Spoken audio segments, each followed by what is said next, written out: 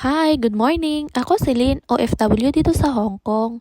24 years old ako nang unang tapak ko dito sa Hong Kong.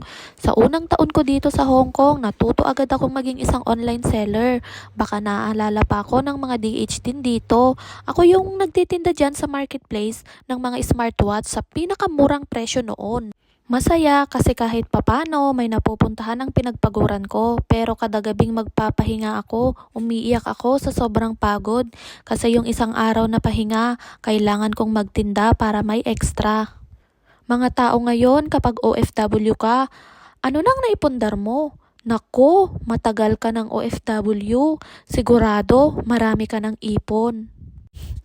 Una kong naipon, tigyawat. Pangalawa, nakabili ako ng lupa na nakapangalan na sa akin. Pinatayuan ko ito ng maliit na bahay. Nakabili din ako ng lupa sa may bukid at mas ginusto ko ng mga magulang